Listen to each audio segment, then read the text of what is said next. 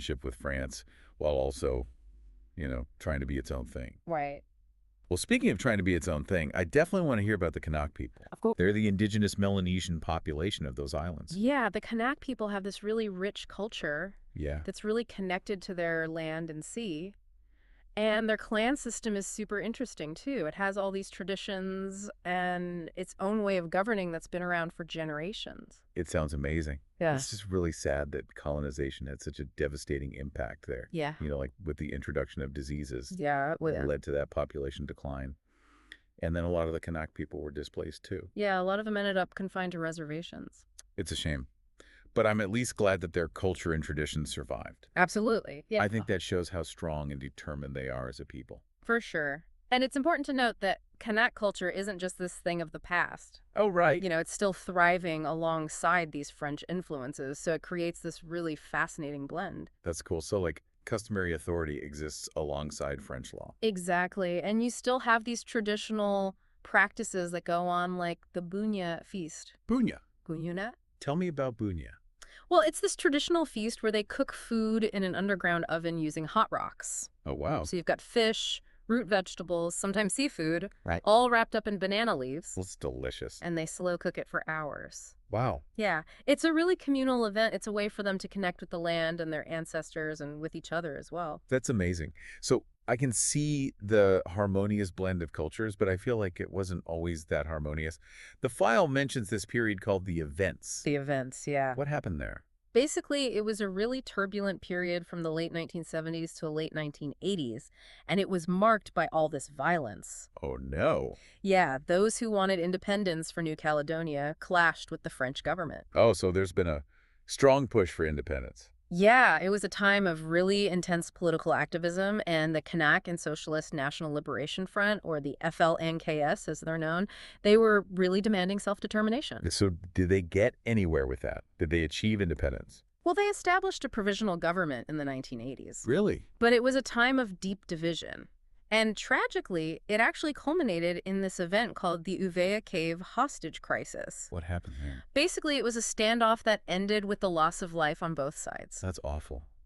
So after all that, after the events, did anything change? Did that have any impact on the push for independence? It did because it set the stage for the Noumea Accord. What's that? It was a landmark agreement that they signed in 1998, and it basically outlined this 20-year roadmap for potentially transferring more power to New Caledonia. Oh, so it's like a slow process of maybe becoming independent. Exactly. Okay, so did they get there yet? Well, it led to a series of independence referendums. Okay. The first one was held in 2018, and then another in 2020, and then most recently in 2021. Wow, and what were the results like? Well, they showed a decline in support for full independence, No. but the situation is definitely far from settled. That makes sense? I Yeah. mean, there's a lot at stake. What were some of the main concerns around becoming independent? Well, some voters were really concerned about the economic implications of independence, whether they'd still get the same financial support from France. That's fair. And then others, they felt a strong connection to France and they wanted to maintain that relationship. Right. And then, of course, there were those who felt really strongly that, after years of colonial rule, that true self-determination meant full independence. Right, so it was like a really complex decision with lots of different viewpoints. Oh, definitely. And the legacy of the events and all the complexities of that Noumea Accord just added another layer to the debate. Yeah, for sure. So even though they voted against independence, the desire for it is still there. Oh, absolutely. The conversation about the future of New Caledonia is ongoing. Even those who voted against independence are pushing for more recognition of Kanak identity within the French Republic. So there's this whole movement for new national symbols, like a new name, a new flag, and a new anthem to better represent the island's unique cultural heritage. Interesting. So they're kind of looking for a way to express that unique identity within France. Exactly. That sounds like something a lot of places in the world are struggling with. Yeah. Well, before we go too deep into all of that, I'd love to hear more about New Caledonia itself. The nature there. Okay. It just sounds so incredible from this file. The natural wonders, yeah. Yeah, all that biodiversity and it being this ancient continental fragment, it just sounds amazing. Let's explore that world then. It's Yeah. really unlike any other. A place where evolution has taken this really unique and fascinating path. All right, let's do it. Ah, Okay, so I'm picturing myself in New Caledonia right now, hiking boots on, and ready to explore this incredible landscape.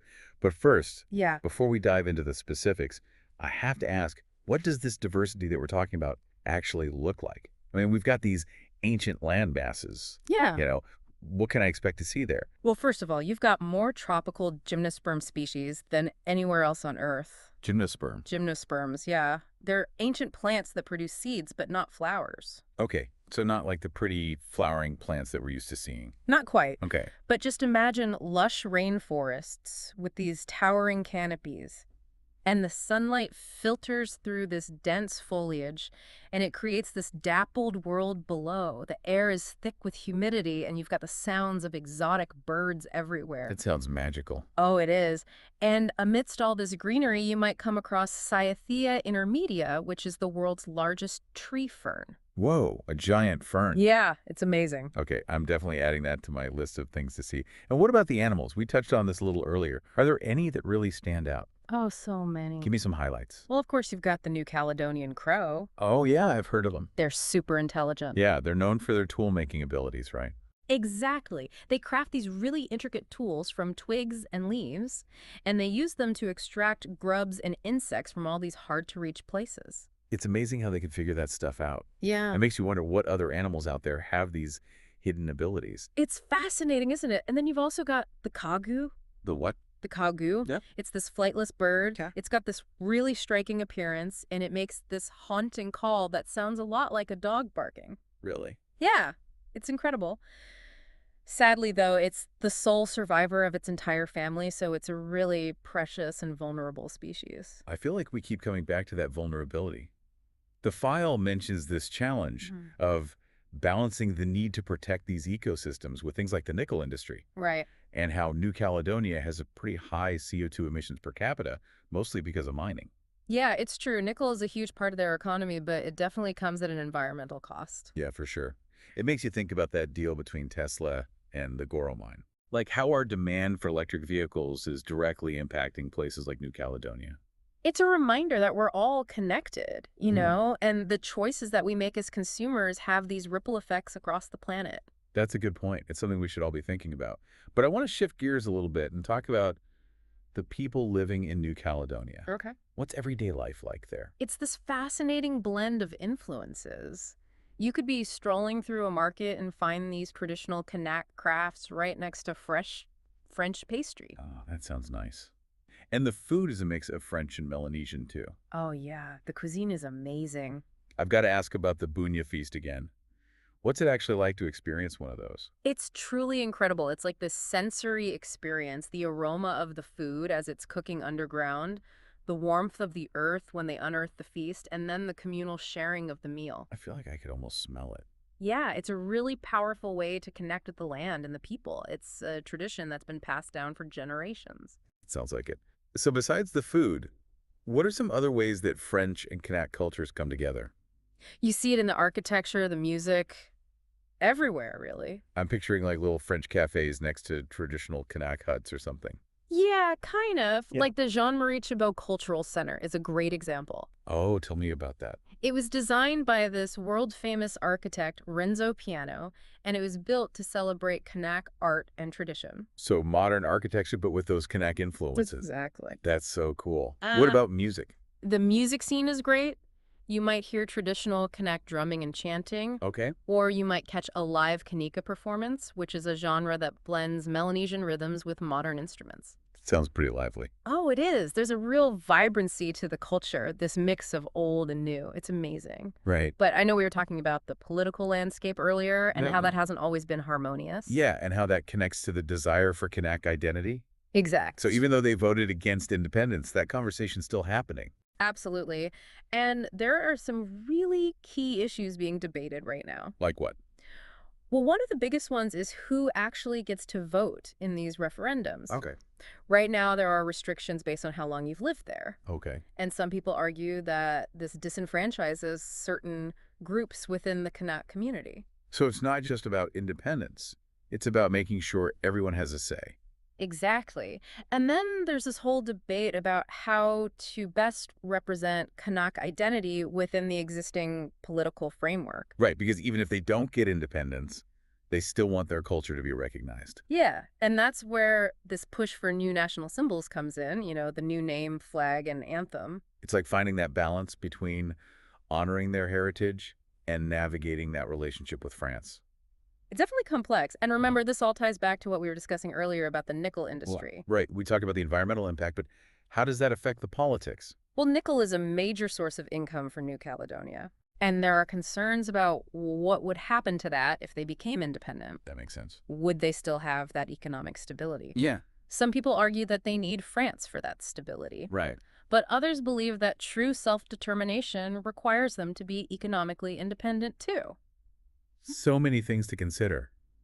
It sounds like there are no easy answers. No easy answers at all. But you know what? I want to circle back to something we were talking about earlier. Okay. That incredible biodiversity in New Caledonia. Oh, yes, please. Let's get back to that. It's not just the gymnosperms and giant ferns either. What else is there? Oh, so much more. Let's dive deeper into some of the more unusual and fascinating parts of New Caledonia's natural heritage. Let's do it. Okay, so we're back in the forests of New Caledonia, and you were telling me about how unusual some of these species are. Yeah, remember how we were talking about how it was once part of this supercontinent? Yeah. Well, being isolated for so long has led to some pretty crazy evolutionary paths. Like what? Give me an example. Yeah. Okay, so there's this parasitic gymnosperm. Wait, a what? A parasitic gymnosperm. I thought plants made their own food. Yeah, most do, through photosynthesis. Right. But not this one. This little guy is a moocher.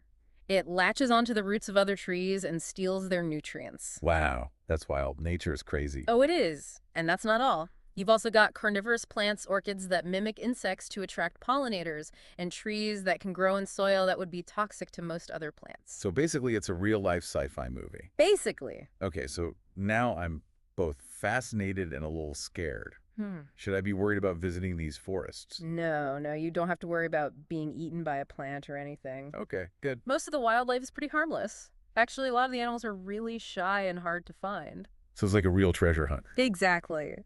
Which makes those rare encounters all the more special. That makes sense. But all this talk about biodiversity and unique species, it's cool, but why should people care? That's a good question. Well, for one thing, these forests are incredibly valuable from a scientific perspective. Okay. They're like living libraries of genetic information, and there's a lot of potential there for applications in medicine agriculture, even things like cleaning up pollution. So there could be solutions to some of our biggest problems hidden in those forests. Exactly. Right. You never know what we might discover.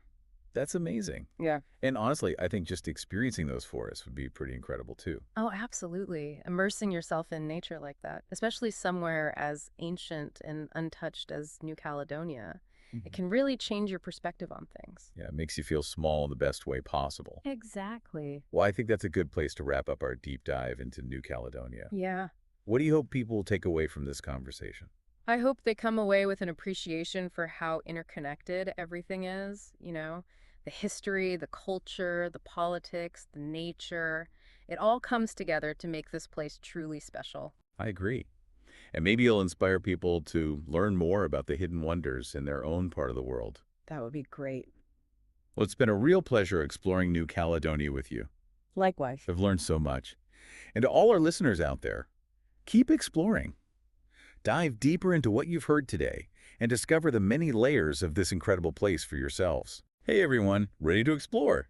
Today we're going deep on New Caledonia. Ooh, exciting. I gotta admit, I didn't know much going in. Yeah. But after all these encyclopedia entries and fact sheets, wow. Yeah, it's a fascinating place. Definitely not your typical island getaway. Seriously. Yeah. We've got ancient geography, modern politics, unique cultures, and crazy biodiversity all wrapped up in one. It's a lot to unpack, that's for sure. But hey, by the end of this deep dive, you'll be practically an expert, ready to add that to your resume.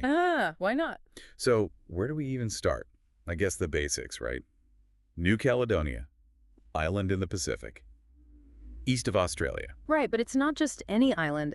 It's part of France. Part of France. Okay, that's not totally unheard of, But is it like a territory? It is, but it's got a really special status, like so special it gets its own chapter in the French Constitution. Whoa, a whole chapter. That's got to be pretty unique. It's called a sui generis collectivity. Sui generis.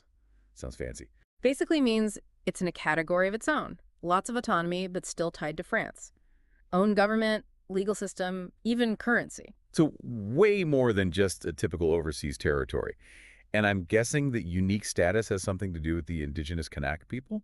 Absolutely. The term Kanaki, you'll hear that a lot, especially from pro-independence groups. It reflects the Kanak people's distinct identity and political goals. Kanaki. Yeah, it's got a powerful ring to it. You can feel the connection to the land and the desire for self-determination.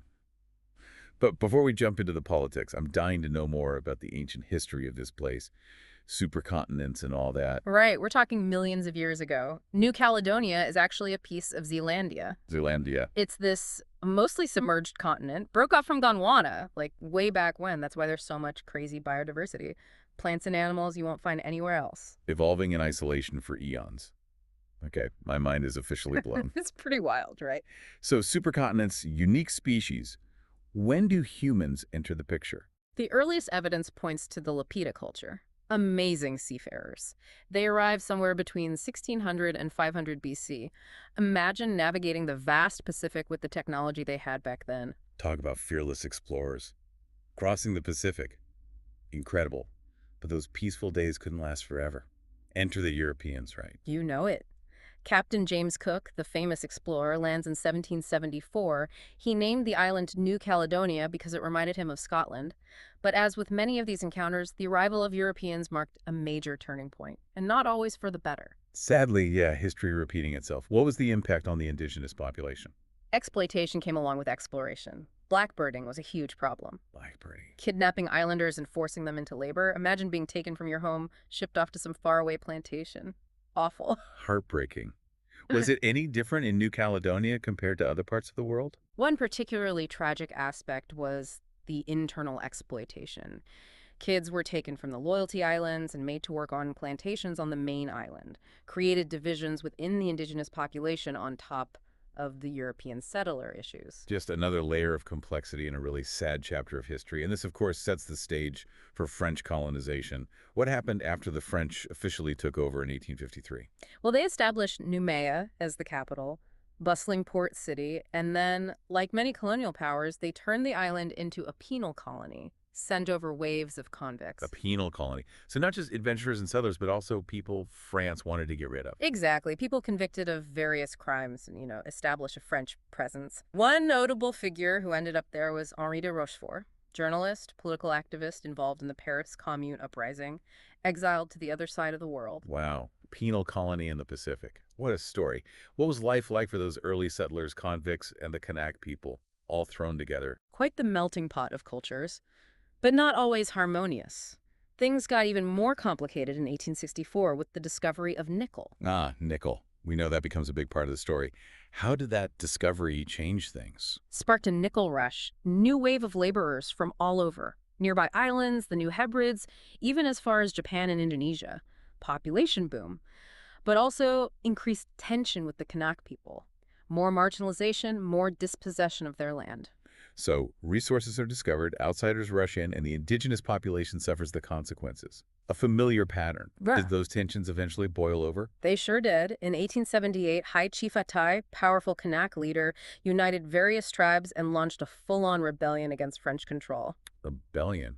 Sounds serious. What were they fighting for? From the Kanak perspective, it was about survival. They were losing their land, excluded from the nickel boom's benefits. Their culture was under threat. Atai became a symbol of resistance against colonial oppression. A classic story of a people fighting to protect their way of life. What happened? Was Atai successful? Sadly, no. The rebellion was brutally crushed. Outnumbered, outgunned. Atai was captured and executed. But his story, it became a rallying cry for future generations of Kanak activists. Tragic, but his legacy lived on. How did this event shape the relationship between the Kanak people and the French going forward? Profound impact. The memory of the rebellion lingered, fueled resentment and distrust. It highlighted the deep divisions in New Caledonian society and the challenges of reconciliation. So we've got this backdrop of colonization, rebellion, and a valuable resource like nickel. What happens next? I'm curious how global events like World War II affected this little island. World War II brought about huge changes, transformed New Caledonia from a quiet colonial outpost into this strategic hub. Okay, how did this peaceful island suddenly become so important in a global conflict? Location, location, location. It was vital for the Allied forces to counter the Japanese advance. Tens of thousands of American troops, Noumea turned into a bustling military port. Must have been a huge shock to everyone living there. Did the local population get involved in the war effort? Yes, many New Caledonians, Kanak men included, volunteered to fight alongside the Allies, sent to faraway battlefields, faced incredible dangers. That's amazing bravery. It's a reminder that even in the most remote corners of the world, global conflicts have such a personal impact. It also highlights the complicated relationship with France. Technically a colony, but the war effort created a sense of shared purpose. Their fates were intertwined. So the war brought upheaval, but also a deeper connection to France. What happened after? Did New Caledonia go back to how things were before, or did things change for good? It had a lasting impact, politically speaking. In 1946, New Caledonia officially became a French overseas territory. Seems like a step toward greater autonomy. Was it a smooth transition? It was a step in a new direction, but it didn't erase the underlying tensions. In 1953, French citizenship was granted to all New Caledonians, aimed to create a more inclusive society, but it also sparked debates about identity and belonging. So everyone was officially French, but was there true equality? Legally, yes. In reality, not so much. Inequalities persisted. The Kanak people still faced discrimination and marginalization despite being the indigenous population. This fueled a growing movement for independence in the following decades. Right, we're seeing the seeds of that movement. This feels like a good place to pause for now. We've covered a lot, from ancient geology to colonial struggles. I'm already feeling like a bit of a New Caledonia expert. You're getting there. But we've only just scratched the surface. Still so much more to uncover, especially the turbulent events of the 70s and 80s, the fight for independence, and the ongoing search for a peaceful and equitable future. I can't wait for part 2. This is fascinating stuff. Stay tuned. So we left off with the seeds of the independence movement being sown. The post-war period saw a global wave of decolonization, and those ideas reached New Caledonia too. The 70s and 80s, though, were a turbulent time, tensions rising and finally erupting into what's known as the events. The events. It doesn't sound good. What was at the heart of this conflict? Was it all about independence, or was there more to it? Independence was a major demand, for sure, but it's more complicated than that. The Kanak people felt increasingly pushed aside, politically and economically. They wanted control over their land, their resources, their own future. But on the other hand, many of the European settlers, well, they were afraid of losing their homes, their livelihoods, if independence happened. So a clash of aspirations, fears, different visions for the future of New Caledonia. What were some of the key moments that defined this period? In 1983, France tried to find some middle ground. They introduced a statute of enlarged autonomy. So like more self-governance. Yeah, but many Kanaks saw it as a half measure, not real self-determination. Right, like offering a bigger cage instead of true freedom. I can see why that wouldn't be enough. Exactly. And then things escalated even further in '84 with the formation of the FLNKS. FLNKS. Kanak and Socialist National Liberation Front brought together several pro-independence groups, a more organized, assertive phase in the struggle. The movement was gaining momentum. How did France respond? There was actually a brief moment of hope in '85. The French government, the Socialist Party was in power then, offered the Kanaks full sovereignty, with protections for the European settlers, of course. Wow, an actual offer of independence. Why didn't it work out? It was a real chance, but sadly, the violence kept escalating. Opposition from hardliners on both sides. Some Kanak factions wanted independence, no strings attached. And right-wing groups in New Caledonia, they were completely against any separation from France. So close to a peaceful solution. That's heartbreaking. Yeah. What happened next? Things went downhill fast. The French government declared a state of emergency, but they couldn't contain the unrest. And then in 1988, it reached a terrifying climax.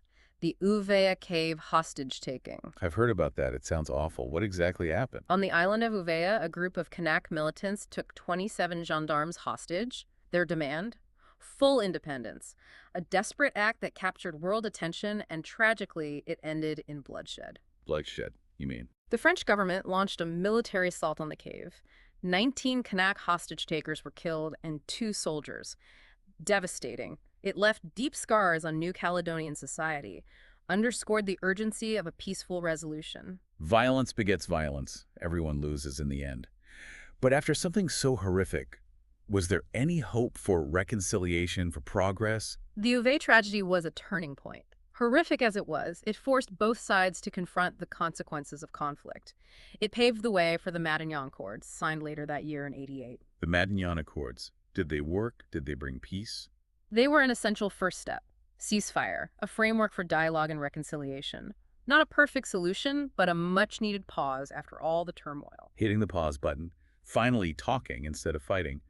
What concrete changes came out of the Matignon Accords? They laid the groundwork for the Noumea Accord, signed in 1998. Even more significant, a 20-year process of decolonization, transferring power from France to the local government. Wow, a 20-year plan. That's thinking long-term. What were the key elements? New institutions, like the Territorial Congress, gave New Caledonia more autonomy in areas like education and economic development. And importantly, provisions for a series of referendums on independence, giving the people a direct say in their future. So the power to decide their own fate. When did these referendums take place, and what were the results? Actually, there was a referendum in '87 before the Noumea Accord, but it's important context. People voted to stay with France, but the pro-independence movement said it was unfair, didn't reflect the Kanak people's will. Makes sense. That outcome probably fueled their determination even more. Yeah. What about the referendums under the Noumea Accord? The first one was in 2018. High stakes, everyone watching. The tensions building. What happened? Independence was rejected again. 56.7% voted to remain with France. Not the outcome the pro-independence camp wanted, but closer than before, public opinion was shifting. So the no vote won, but the gap was narrowing. It does sound like the pro-independence movement was gaining ground. Was that it for the referendums? Noumea Accord allowed for up to 3. The second one happened in 2020, and the results were even closer. 53.4% voted to stay with France. Wow, the momentum was really shifting. It must have felt like they were close to achieving their goal. What about that third referendum? Did it happen? Yeah, it did. December 2021. But it was controversial. The pro-independence movement called for a boycott. They said it wasn't fair because of the COVID-19 pandemic. A boycott. Okay, that adds another layer of complexity. What happened with the results? With the pro-independence camp mostly abstaining, the no vote won. Big time, 96%. A huge margin, but I imagine the results are disputed. Absolutely. The pro-independence movement doesn't recognize the legitimacy of that referendum. They say the fight for self-determination continues. So the future of New Caledonia is still very much up in the air. We've talked a lot about the political struggles, but what about everyday life for people there? What's it like living in this unique and complex society? Life in New Caledonia is a fascinating mix. French and Melanesian influences, you've got modern amenities, but also traditional ways of life. Paint us a picture. Let's say you live in New Caledonia. How do you stay informed? What's the media landscape like? Well, there's the main daily newspaper, Le Nouvel Caledonien, local and international news, and radio, of course. Lots of stations. Music, news, cultural programming. So your classic newspapers and radio. Anything unique to New Caledonia? Some stations cater specifically to the Kanak population. Radio Judo, for example. It was founded by Jean-Marie Tjibaou, a major figure in the independence movement. And Radio Rhythmes Blues plays traditional Kanak music. A radio station founded by an independence leader. Wow. It shows how important media is in shaping cultural identity and political views. What about television? Is it all French channels? New Caledonia's gone all digital for TV. You've got your French channels, as you'd expect, but local stations like NCTV are getting more popular. So you can catch up on French reality TV while enjoying the Pacific breeze. Sounds nice. But let's say you want to explore the islands. What are the transport options? Well, if you're coming from overseas, you'll probably fly into La Tontuda International Airport. Connects New Caledonia to major hubs worldwide. For getting between the islands, there's Air Calen, the local airline. And for the adventurous types, there's the Havana. The Havana. It's a passenger and cargo boat. Sails to Vanuatu once a month. A monthly cargo boat. That's island hopping. What about everyday transport? Cars, buses. Most people get around by car on the main island. The road network's decent. Noumea has a bus system, but it's not super extensive. And yeah, you'll see plenty of scooters, especially in the smaller towns. Cruising down a coastal road, Pacific on one side, lush mountains on the other. Sounds pretty idyllic, but let's be real, no place is perfect. What are some of the everyday challenges of living in New Caledonia? Cost of living is a big one. It's expensive, especially for imported goods. Everything has to be shipped in. And while Noumea has good infrastructure, some of the more remote areas, not so much. Yeah. Healthcare, internet access, even paved roads can be a problem. The classic urban-rural divide amplified by the island setting. And then there's the social dynamics. We talked about the diverse population, the legacy of colonialism. Are there still tensions? It's a complex society. Colonialism's legacy, the debate about independence, those things still impact social relations. Tensions between the Kanak people and those of European descent, especially when it comes to land ownership and political power. So those historical wounds haven't fully healed. Is anything being done to bridge the divides and promote understanding? Definitely. Lots of organizations and individuals working hard to encourage dialogue, reconciliation, cultural exchange. The Jean Henri Dubois Cultural Center is a great example. Tell me more about it. Architecturally, it's stunning. Designed by Renzo Piano, showcases Kanak art, history, culture, a space for education, reflection, celebrating Kanak heritage. People from all backgrounds come to learn and connect. Sounds like a place that embodies the spirit of understanding and reconciliation. What about everyday expressions of culture? What makes New Caledonian culture so unique? Well, you can't talk about New Caledonia without mentioning wood carving. Wood carving, what do they Yeah. carve? Masks, totem poles. All sorts of things. Traditional masks and totems with spiritual meanings, but also everyday objects like charbannels, decorative door frames. I love how these traditional crafts connect the present to the past, keeping those skills alive. What about contemporary culture? What's the music scene like? You hear a real mix of influences, French pop, Pacific Island reggae, but one genre that really stands out is Kanika. Kanika. It's a fusion of traditional Kanak rhythms with rock and reggae. Came about in the 80s. The lyrics often deal with identity, struggle, hope. Kanika. Yeah. It sounds so vibrant and energetic. I bet it's incredible live. It'll get you moving, that's for sure. Played at festivals and gatherings, celebrating Kanak identity. This is making me want to book a flight right now. Soak up the music, the food, the atmosphere. Speaking of food, what should I try if I ever make it to New Caledonia? For a truly authentic experience, you gotta try bunya. Bunya. What's that? It's a traditional feast. Slow-cooked fish, root vegetables, sometimes meat, wrapped in banana leaves and cooked in an earth oven. An earth oven. That's serious. Is it a special occasion thing? Usually for weddings, festivals. You can find it in some restaurants too. A communal dish meant to be shared. Bunya. Go on my culinary bucket list. But I imagine there's more to New Caledonian cuisine than just that. Oh, definitely. It's as diverse as the people. French, Melanesian, Asian, Polynesian influences, lots of fresh seafood, tropical fruit, delicious French pastries, and unique fusion dishes. Sounds like a foodie paradise. We've talked about wood carving, Kanaka music, delicious food. Any other cultural highlights? Landmarks, architecture. If you're into that sort of thing, you should check out the Mwaka. The Mowaka. It's a giant totem pole, 12 meters tall. Yep. Commemorates the French annexation of New Caledonia. It's a controversial monument, sparks conversations about colonialism and Kanak culture. 12 meters. That's taller than a two-story building. A powerful symbol, even if it's a reminder of a difficult past. This deep dive into New Caledonia has been amazing. Ancient geology, vibrant music, complex political systems, incredible food. This little archipelago is a world unto itself. And we're not done yet. We still need to talk about the economic heart of New Caledonia, the nickel industry. Okay, let's talk nickel. I'm ready to dive into that next. Okay, nickel. It's a big deal in New Caledonia, right? Huge. New Caledonia actually holds about 25% of the world's nickel reserves. Wow, a quarter of the global supply? That's a lot of power. It is. Nickel mining and processing drive the economy here. Jobs, revenue. But there's some big challenges too. Yeah, we've touched on those, Mm, especially the environmental impact. Those red soils, for example. right. Deforestation, soil erosion, water pollution, all serious issues that come with nickel mining. It's tough, isn't it? Yeah. Balancing the economic benefits against those environmental costs. Are there any efforts to make the industry more sustainable? There's definitely a push for that. More regulations, some companies investing in cleaner technologies. But it's an uphill battle for sure. Profit versus the planet, that old story. Makes sense. But it's not just about the environment, is it? What about the people of New Caledonia? How does the nickel industry impact them? That's a big question. The benefits aren't always shared fairly. The Kanak population, even though they live on land rich in nickel, often face higher poverty and unemployment. It's a stark contrast. They're sitting on a gold mine, but not reaping the rewards. How does that affect the relationship between the Kanak community and the nickel industry? It creates tension, resentment, a feeling of injustice. especially given the history of land dispossession we talked about earlier. Some Kanak communities feel like their land is being exploited and they're not seeing the benefits. Another layer of complexity in an already complex story. And I'm guessing this ties back to the whole independence debate. Absolutely. Control over natural resources is a big part of the conversation around independence.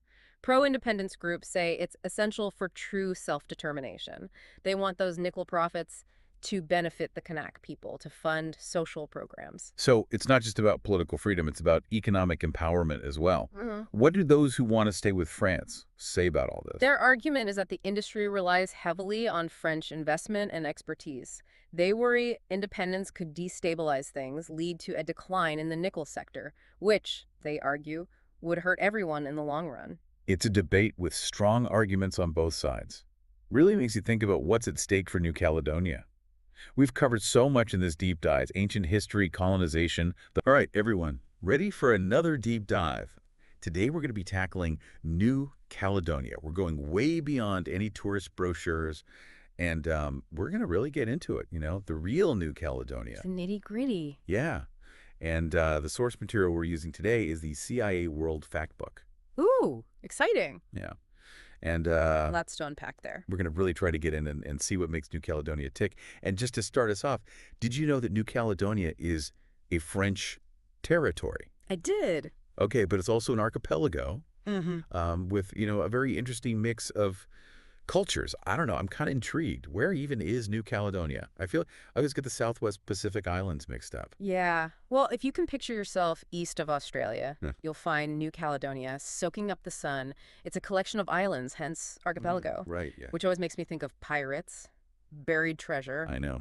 Like a pirate map with a big X on it. Exactly. All right. So how big is New Caledonia? Could I walk across it in a day? Well, it's about the size of Connecticut. Mm. Sad. The road trip worthy, perhaps? Yeah. Maybe not a walk in the park, though. No. Okay. So Connecticut. All right. But the fact book, I was looking at it, and it says something about an exclusive economic zone, Yes. which is over 1.4 million square kilometers. Mm-hmm. That's got to be way bigger than Connecticut. It is. That's their maritime territory. So all the oceans surrounding the physical islands, they actually have specific rights to. Think like fishing or potential oil reserves or even just shipping routes. Wow. Yeah. So it's a big deal for a relatively small nation. Yeah. I never really thought about, like, a country having so much of the ocean surrounding it under their control. Like, how do they even patrol that? Yeah. Are there, like, arguments with neighboring countries over where those boundaries are? All the time, yeah. And I mean, it just shows how complex geography can be, right? Like, you think it's just maps, but Right. really there's all this kind of power dynamics going on. Absolutely.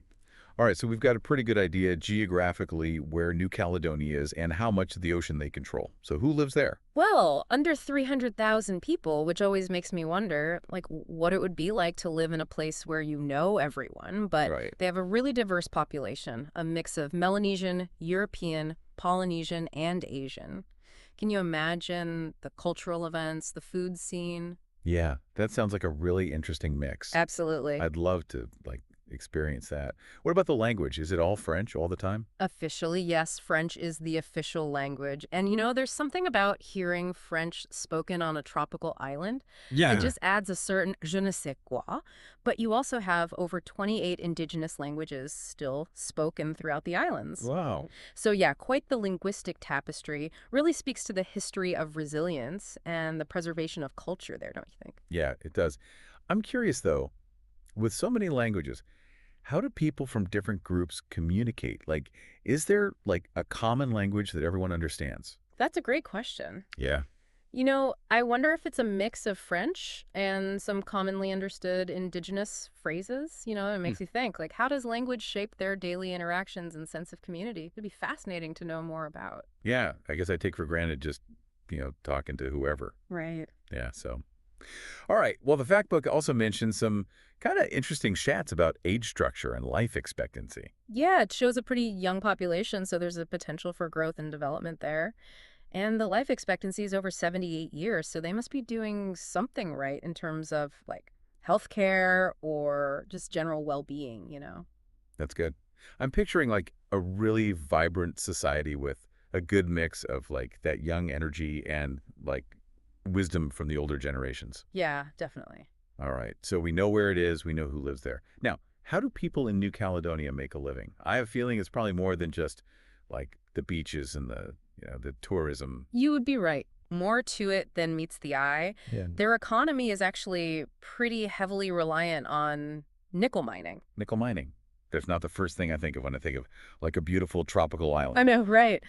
But they actually hold a significant portion of the world's nickel reserves. Wow. So a major player in the global market. So does that mean that their economy is kind of vulnerable to like changes in nickel prices? Oh, absolutely. It's all, tied to that one commodity. It kind of makes you wonder, how did they get so into nickel in the first place? Yeah. Is it just like they just happen to have a lot of nickel? I mean, partly. I'm sure that the nickel ore being there is a huge advantage, but then you have to have like the investment in the infrastructure and the workforce to actually get it out of the ground. Right. And it makes you think like, what's the environmental impact of all that mining? Right. Yeah. Especially on like such a beautiful island. Yeah, tough balance, right? Like you want the economic benefits, but you don't want to destroy the island. Right. Are there like regulations to make sure that they're doing it sustainably? I'm sure there are. We could look into that. It's just, there's always a cost to everything, Yeah. Whether it's environmental, social, or economic. All right. So we've got nickel mining, but the fact book also mentioned tourism, Oh, yeah, of course. which, I mean, it makes sense. Like beautiful beaches, lagoons. It's a no-brainer, Okay. right? And not just the natural beauty, but you have that unique blend of like the French and the Melanesian cultures. Yeah. So people are looking for something a little different, maybe. Yeah. It's kind of a unique selling point, right? Yeah, definitely. I mean, I'm picturing like walking through a market and on one side you've got like French pastries and on the other side you've got like traditional Melanesian crafts. Ooh, I'd be there. Yeah. But, I mean, with all that tourism, how do they manage that sustainably? That's the question, right? Like, it's great for the economy, but what about the impact on, like, the local people and the environment? Right. And speaking of, like, balancing acts, let's talk about politics. Mm-hmm. New Caledonia's relationship with France is, well, Complicated. it's complicated. Yeah. Very much so. So how would you describe it? It's almost like a mix of autonomy and dependence. Like, they have their own government, they can make their own decisions about a lot of things. Okay. But ultimately, they're still a French territory. So France still controls things like defense, justice, and currency. Oh, so it's kind of like they're teenagers who want to, like, test the waters of independence, but they still need mom and dad for support. That's a good way to put it. Yeah. And, they're trying to figure out their own identity. And the fact book mentions that there have been a few referendums. Referendums, wow. So they're really, like, letting the people decide their political future. Yeah. So did they choose independence? What happened? Well, it's not that simple. I mean, there have been multiple referendums, and the results have been kind of mixed. Oh, really? Yeah. And, this is a topic that people feel very strongly about on both sides. I bet. So, like, what are the arguments for and against independence? Like, what are people saying? Well, those who support independence, they talk a lot about self-determination, wanting to control their own resources, and just, protecting their cultural identity. And then those who want to stay with France, they argue that it brings economic stability, access to European markets, and they're kind of worried about, like, what would happen if they became independent? Like, would there be instability, conflict, maybe? Right. So it's not an easy decision. No, not at all. And it makes you realize, like, politics, it's not just, abstract ideas. It's about people's lives. Absolutely. All right, well, let's move from the political to the everyday. What is it actually like living in New Caledonia? The fact book mentioned some kind of interesting things about, like, infrastructure, especially, like, transportation and communication. Yeah. What's it like getting around and staying connected? It sounds like really different. Like, they don't have a lot of roadways, and they rely a lot on air travel. They even have, like, a domestic airline for, like, island hopping. Really? Yeah.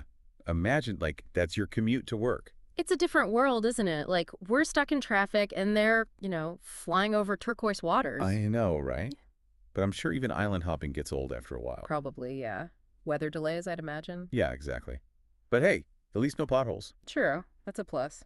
So what about, like, staying connected? Does everyone have, like, high-speed internet? Well, the fact book says that internet access is available, but it doesn't sound like it's as widespread or as reliable as, what we're used to. Okay. They do have broadcast media like TV and radio. Oh, okay. So maybe that creates more of a shared experience, right? Like everyone's listening to the same radio show or watching the same TV program. That's a good point. Yeah, it's definitely different from like our very individualized media. Like everyone's just on their own phones, listening to their own podcasts, whatever. Right, exactly. Yeah. Something that surprised me was their energy consumption. Mhm. They rely a lot on fossil fuels, but they are trying to transition to more renewables. That's got to be a tough challenge, especially for an island nation. Definitely. They have a lot of sun, a lot of wind, but harnessing those resources, that takes money and infrastructure and planning. Yeah, I mean, if a small island nation is struggling with this, what does that say about, the rest of the world? that's a big question. It is. Well, I feel like we've really gone beyond just like the basic facts about New Caledonia. We We've have. talked about like economics, politics, culture, environment, even like the people, their stories. It's our lives, yeah. What really stood out to you the most? I think just the resilience of the people and how dedicated they are to preserving their culture, even with all the change happening around them. They're dealing with so much political uncertainty, the economy, the environment, but they're still holding on to what makes them unique. Yeah, that's really interesting, and it makes me want to learn more about like how they express their culture, like their music, their art, the stories they tell. Absolutely. And that brings up a question for you, our listener. What do you think the future holds for New Caledonia? Will they choose independence or stay with France? How will they balance their economy with protecting the environment? And how will they keep their culture alive in an increasingly globalized world? Those are some big questions. I feel like we've only just started to understand this Yeah, place. just scratch the surface. But that's what these deep dives are all about, right? It's Yeah. about sparking that curiosity Yeah. and making you want to learn more. Exactly. And hopefully, this is giving you a new perspective on New Caledonia, something beyond just the touristy stuff. Yeah. And for all of you listening, remember, this is just the beginning.